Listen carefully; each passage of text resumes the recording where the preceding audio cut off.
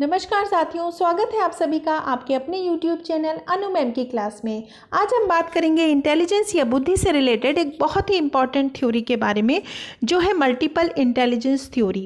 Intelligence की पिछली videos में हम unifactor theory, two factor theory, group factor theory को डिस्कस कर चुके हैं। इसी क्रम में आज हम चर्चा करेंगे गार्डनर के बहुबुद्धि सिद्धांत के बारे में। तो शुरू करते हैं आज के मोटिवेशनल थॉट के साथ। कभी पीठ पीछे आपकी बात चले तो घबराना मत, क्योंकि बात तो उन्हीं की होती है जिनमें कोई बात होती है। जी हाँ, जब भी आपको लगे कि लोग आपके बारे में बात करते हैं तो ये संकेत है इस बात का कि आपने कुछ तो ऐसा किया है जो औरों से अलग है। तो सभी बातों को सकारात्मक रूप में लेते हुए अपने प्रयासों को जारी रखें। जो भी लक्ष्य है एक दिन आप जरूर उस तक पहुंच ही जाएंगे। समझते हैं Gardner's theory of multiple intelligence या बहुबुद्धि सिद्धांत के बारे में। हावर्ड गार्डनर का सिद्धांत एक मनोवैज्ञानिक सिद्धांत है। इन्होंने शुरू में 7 तरह की इंटेलिजेंस के बारे में बताया, बाद में ये 8 हो गई। गार्डनर कहते हैं कि इंटेलिजेंस का कोई फैक्टर नहीं होता, बल्कि अलग अलग तरह की इंटेलिजेंस अपना अलग अलग अस्तित्व रखती है। यानी बुद्धि अलग अलग तरह की है और अपना अलग अलग अस्तित्व रखती है। इन्होंने जी फैक्टर को चैलेंज किया और कहा कि कोई जनरल फैक्टर नहीं होता। इन्होंने अपनी book frame of mind the theory of multiple intelligence में बहुबुद्धि यानी बहुत सी सारी बुद्धि के बारे में समझाया। गार्डनर की थ्योरी इंटेलिजेंस की सबसे इम्पॉर्टेंट थ्योरी है और सबसे बड़ी थ्योरी है। ये असम्पशन बेस है, रिसर्च बेस नहीं है। ये कहते हैं कि ह्यूमन ब्रेन के 8 पार्ट होते हैं और इनके अनुसार हर एक हिस्सा एक इंटेलिजेंस को रिप्रेजेंट करता है और ये एक दूसरे से रिलेटेड नहीं होते। इस तरह से इन्होंने मल्टीपल इंटेलिजेंस की थ्योरी दी। गार्डनर मानते हैं कि बर्थ से पहले यानी जन्म से पहले जो भी पार्ट बुद्धि का बहुत अच्छे से डेवलप होता है, उसी फील्ड में आप अच्छा प्रदर्शन कर पाते हैं। समझते हैं टाइप्स को। टाइप्स ऑफ इंटेलिजेंस क्या दी इन्होंने? सबसे पहला है verbal linguistic intelligence, logical mathematical intelligence, visual spatial intelligence, bodily kinesthetic intelligence, musical intelligence, intrapersonal intelligence, interpersonal intelligence और नेचुरलिस्ट इंटेलिजेंस। अगर इंटेलिजेंस की बात करें तो अभी इंटेलिजेंस के 9th टाइप पर रिसर्च चल रही है, लेकिन NCERT 12th की बुक में अगर हम देखते हैं तो 8 टाइप की इंटेलिजेंस का ही जिक्र है। तो मेन 8 ही हैं। 9वीं का अभी प्रपोज की गई है, अभी क्लियर नहीं है, लेकिन इसके बारे में भी हम आगे डिस्कस करेंगे। सबसे पहले समझते हैं वर्बल लिंग्विस्टिक इंटेलिजेंस को। दिमाग का एक हिस्सा लैंग्वेज से जुड़ा हुआ है, जिसकी बुद्धि का वर्बल लिंग्विस्टिक वाला पार्ट अच्छे से डेवलप होता है। वो अच्छे पोएट होते हैं, स्टोरी टेलर होते हैं, ओरेटर होते हैं, वकील आदि ये सब कुछ बनते हैं, जिनकी भाषाई बुद्धि बहुत अच्छे से डेवलप होती है। तो आप अपनी लाइफ में लैंग्वेज से रिलेटेड फील्ड में अच्छा कर पाएंगे अगर आपकी भाषाई बुद्धि या वर्बल लिंग्विस्टिक इंटेलिजेंस बहुत अच्छे से डेवलप है। नेक्स्ट है लॉजिकल मैथमेटिकल इंटेलिजेंस। इसका मतलब है कि ब्रेन का एक पार्ट लॉजिकल एबिलिटी से जुड़ा हुआ है। अगर ये पार्ट अच्छा है तो आप अच्छे मैथमेटिशियन बन सकते हैं, साइंटिस्ट बन सकते हैं, कंप्यूटर प्रोग्रामर बन सकते हैं। नेक्स्ट है स्पेशियल इंटेलिजेंस। स्पेशियल इंटेलिजेंस का मतलब होता है माइंड में 3D इमेजेस का बनना। जैसी जिसकी स्पेशियल इंटेलिजेंस या स्थानिक बुद्धि अच्छी होती है, वो किसी भी जगह को देखकर तुरंत ही उसको कैसे सेट करना है, कैसे बनाया जा सकता है, उसमें कैसे डिज़ाइन बनाए जा सकते हैं, मतलब उनके माइंड में अपने आप ही आइडियाज़ आने लगते हैं। हर कोई व्यक्ति ऐसा नहीं कर सकता। तो जैसे कि अच्छा आर्किटेक्ट बनना है किसी को या आर्टिस्ट बनना है, तो उसके लिए उसकी स्पेशल इंटेलिजेंस का डेवलप होना बहुत ज़रूरी है। तो स्थानिक बुद्धि का काम है किसी भी प्लेस को या किसी भी चीज़ को तुरंत डिज़ाइन करना। नेक्स्ट है म्यूज़िकल इंटेलिजेंस या संगीत बुद्धि।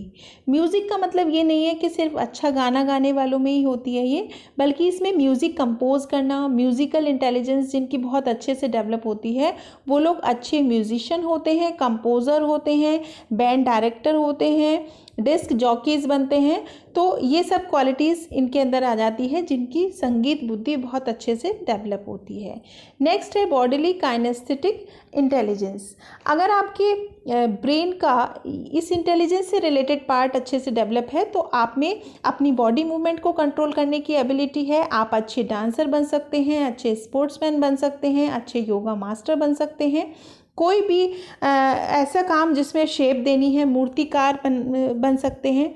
जैसे कि हम एग्जांपल ले लेते हैं सर्जन का, कि जो एक सर्जन है सर्जरी करते हुए अपने हैंड मूवमेंट्स को कंट्रोल करते हैं, कहाँ कट करना है, कैसे कितना कट करना है। तो वो सब तभी हो सकता है जब बॉडीली काइनेस्थेटिक इंटेलिजेंस अच्छी होगी। जैसे मान लीजिए कोई कुम्हार है, अपने वो बर्तन बनाता है, तो किसी भी बर्तन को कितनी शेप किस तरह से शेप देनी है वो भी बॉडीली काइनेस्थेटिक इंटेलिजेंस डेवलप होने की वजह से ही ऐसा हो पाएगा। तो हर कोई ये काम नहीं कर सकता। तो जिन लोगों की शारीरिक गतिक बुद्धि बहुत अच्छे से डेवलप होती है वो ही लोग ये सब काम कर सकते हैं। नेक्स्ट है इंट्रापर्सनल इंटेलिजेंस। इंट्रापर्सनल इंटेलिजेंस का मतलब होता है अगर आप खुद को समझ पा रहे हैं, अपने बारे में आप खुद निर्णय ले पाते हैं कि क्या करना है, अपनी पर्सनल प्रॉब्लम को समझ पाएँ। इस इंटेलिजेंस वाले लोग मोस्टली साइकोलॉजिस्ट होते हैं, राइटर होते हैं, फिलोसोफर होते हैं या फिर वो पोएट्स बनते हैं।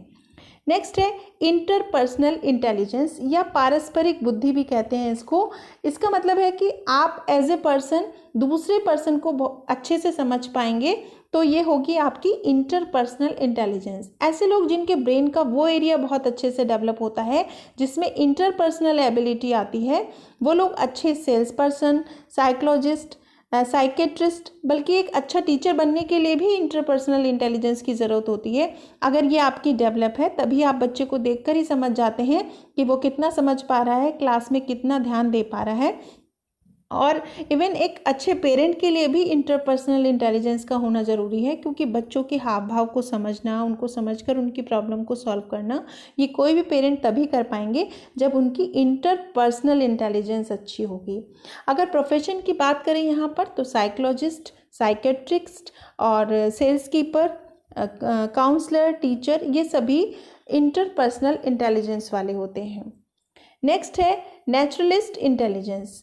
पहले 7 बुद्धि दी थी, 7 इंटेलिजेंस की बात की थी गार्डनर ने, लेकिन उसके बाद नेचुरलिस्ट इंटेलिजेंस को और जोड़ दिया गया, तब ये 8 हो गई। इसमें क्या होता है, ये इंटेलिजेंस जुड़ी है नेचर को समझने से। मीन्स उदाहरण से समझते हैं इसको, जो किसान लोग हैं, खेती करते हैं, उन लोगों को एनवायरनमेंट की, वेदर की बहुत समझ होती है। मौसम को देखकर ही वो समझ जाते हैं, हवा की दिशा से ही अंदाज़ा लगा लेते हैं कब बारिश होगी, कौन सी हवा फसल के लिए सही है।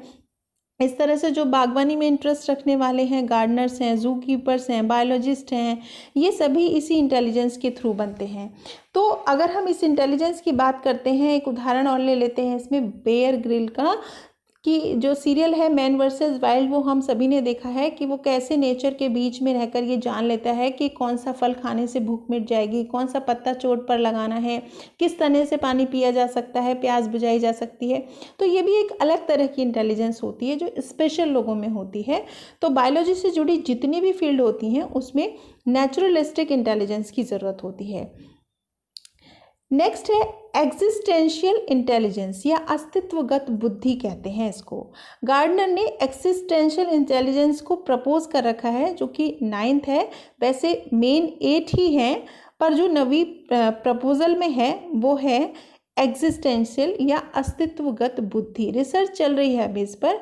जीवन क्या है, जीवन का क्या उद्देश्य है, मृत्यु क्या है। तो जो फिलोसफर टाइप के लोग होते हैं वो एग्जिस्टेंशियल इंटेलिजेंस वाले होते हैं, जैसे कि महात्मा बुद्ध हैं, भगवान महावीर हैं, वो सभी इसी बुद्धि के अंतर्गत आते हैं। क्रिटिसिज्म की अगर हम बात करते हैं मल्टीपल इंटेलिजेंस की, तो गार्डनर ने पहले 7 तरह की इंटेलिजेंस के बारे में बताया, फिर वो 8 हो गई और फिर उसके बाद 9वीं और प्रपोज कर दी। तो उसके पीछे कोई रीज़न नहीं दिया उन्होंने कि पहले 7 क्यों थी फिर 8 क्यों हो गई। मीन्स अपने मन के अनुरूप उन्होंने डिसाइड किया और बता दिया, इसके पीछे वो कोई बेस नहीं बता पाए। नेक्स्ट है कि are those better seen as talent और स्किल्स। जो गार्डनर ने इंटेलिजेंस के जो टाइप बताए उनको अदर साइकोलॉजिस्ट टैलेंट बोलते हैं। माना कि कोई बहुत अच्छी ड्राइंग बनाता है या पेंटिंग करता है तो सब उसको क्या कहते हैं कि ये उसका टैलेंट है, उसकी इंटेलिजेंस नहीं कहा जा सकता उसको। इसी तरह से ये कहते हैं कि एक इंटेलिजेंस का दूसरी इंटेलिजेंस से कोई रिलेशन नहीं होता, जबकि ये आपस में इंटर रिलेटेड है। मान लीजिए कि आप एक अच्छे पेंटर बनना चाहते हैं तो आपको बॉडीली काइनेस्थेटिक इंटेलिजेंस की ज़रूरत है, लेकिन इसके साथ ही स्पेशियल इंटेलिजेंस की भी तो ज़रूरत पड़ेगी।